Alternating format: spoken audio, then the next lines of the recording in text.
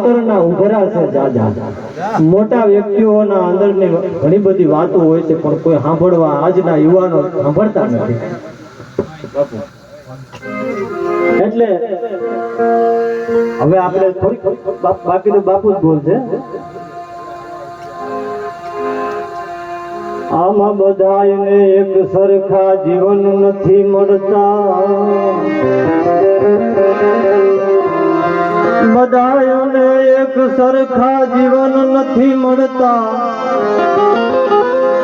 દફન મળે છે કોઈને, કોઈને કફન નથી મળતા. અરે ઘણા જોયા માનવી પણ આવી માનવતા જો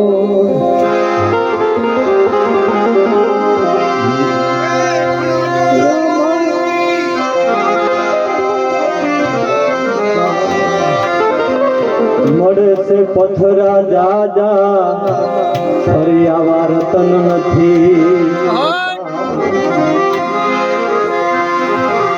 હજારો હાયું નાખે છે, હજારો મોજમાં મશગુલ. અરે હજારો આયુ નાખે છે, હજારો મોજમાં મશગુલ. હજારો એમ વિચારે છે અમારું અહીંયા શું થવાનું. અરે થવાનું છે તે થવા દેજો,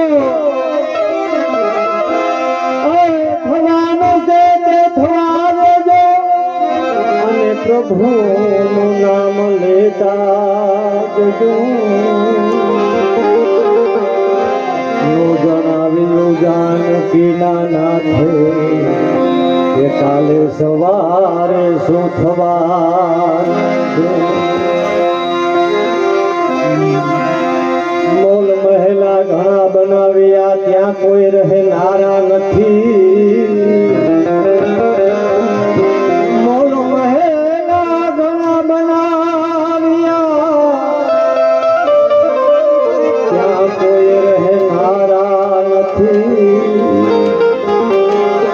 રહેનારા છે ઘણા ત્યારે વાજો પડો નથી.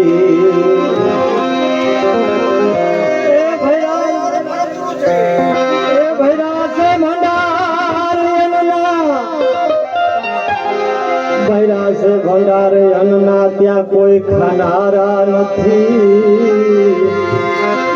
ખાનારા છે ત્યાં બડકું ટુકડો નથી. માટે અભિમાનમાં ફરતો એક દીવા ફરુકતા થઈ જશે. અભિમાનમાં ફરતો એક દીવા ફરુકતો થઈ જશે.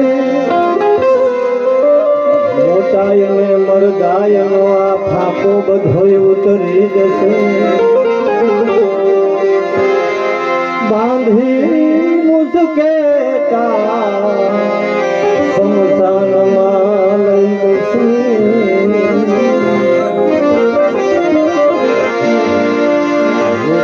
આગ અંગૂઠે પછી આ ઘામ બધા ભૂલી જશે. બાપુ 1000ના સૈકામાં લાખો ફૂલાણી થઈ ગયો કચ્છમાં. અને માં આશાપુરાને ત્યાં પગે લાગી અને પોતાના મહેલમાં પાછા ગયા. અને મહેલમાં ગયા પછી એને વિચાર આવ્યો કે આ ધન દોલત હીરા માણેક હાથી ઘોડા હથિયાર આ બધું ક્યાં મૂકે. આ 8-10 દિવસની જિંદગી અહીંયા મળ્યું હોય તો માણી લેવું. બાપુ એટલે એને કીધું કે મને પણ માને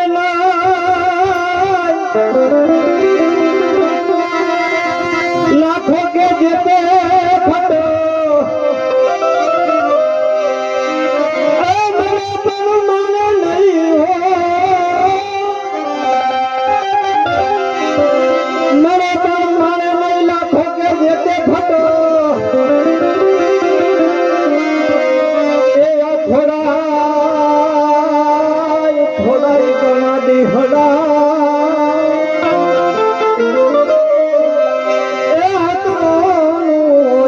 તો 8-10 દિવસની જિંદગી અને માણસ કેવડો ભાર લઈને ફરે છે.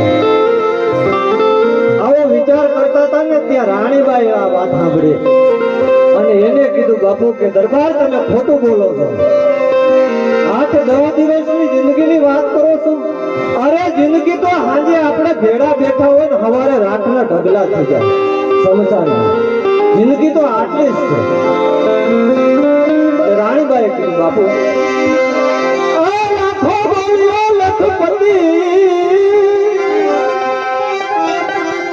લાખો બોલ્યો લખપતિ, દિવસ વધકે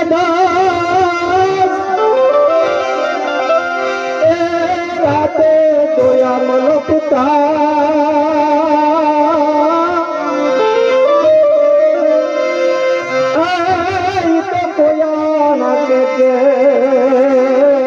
પણ રાતે રાતે જોયા મલકતા.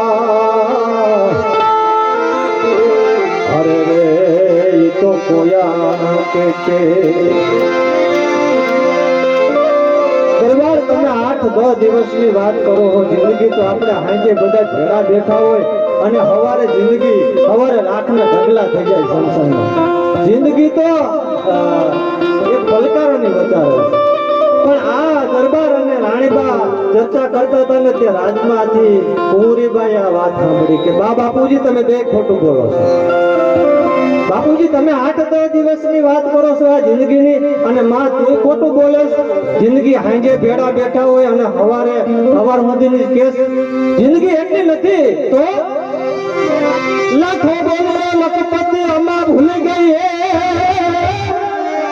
માં તું ખોટું બોલે છે. લાખો બોલ્યો લખપતિ અને આમાં ભૂલી ગઈ એમ, પણ યા તો હિકડી આંખ ફરું પડી. તો કોયા ના કે જિંદગી તો આંખના પલકારાની વધારે છે. બાપુજી તમે બે ખોટું બોલો છો. આંખ ભીડાઈ ગયા પછી પૂરું આ જિંદગી. પણ આ ત્રણેયની ચર્ચા હાલતી ને ત્યાં તો રાજમાંથી દાસી વાર્તા સાંભળી ગઈ કે તમે ત્રણેય ખોટું બોલો છો. દરબાર તમે 8-10 દિવસની જિંદગીની વાત કરો છો અને રાણીબા તમે હાંજે ભેડા બેઠા હોય ને સવારે રાખના ઢગલા થઈ ગયા એટલી જિંદગીની વાત કરો છો. અને કુંવરીબા તમે એમ કહો છો કે આંખના પલકારા વચારે જિંદગી. જિંદગી તો આ શ્વાસ લીધા અને પાછો આવે તો કહેવાય, નકર જિંદગી તો અહીંયા જ પૂરી છે આપણે. લાખો બોલ્યો લખપતિ, લાખો અમા સત ભેડ ગમે ત્રણે ભૂલી ગયા એમ, પણ યા તો શ્વાસ ધોપણો તો પાછો આવે કે પણ શ્વાસ ધોઈ પ્રોણલો. અરે રે પાછો આવે કે જિંદગી આપણી એક થોડીક જિંદગી છે ને આપણે બહુ જાજો ભાર લઈને ફરીએ છીએ. દરેક સંતોએ આપણને એ રીતના સમજાવ્યા છે. ગંગા સતી અને પાનબાઈએ 21,000 અને 600 શ્વાસા દ્વારા એને આ બધા ધ્યાનમાં બેસીને ગણ્યા હતા. મોરાર સાહેબે કીધું હતું કે 2 લાખ યોજન દોરહી ચંદ્ર. આ બધા સંતોની વાણી છે. એક વાત એવી નથી જાતી કે જ્યાં સંતોને આપણે વાણી નથી બોલતા. સંતોએ એ જ કીધું છે, માએ એ જ કીધું છે. પછી જન્મ દેવા વાળી માં હોય તો ભલે અને કુળ દેવી હોય તો ભલે. જન્મ દેવા વાળી માએ પણ આપણને શબ્દો રૂપી આપણને સમજાવ્યા છે. એ 2 કડી બોલી અને પછી બાપુને આપણે કહી કે બોલા બિરદ સે માયના કુળ કલંક નો કેવલાવ દે.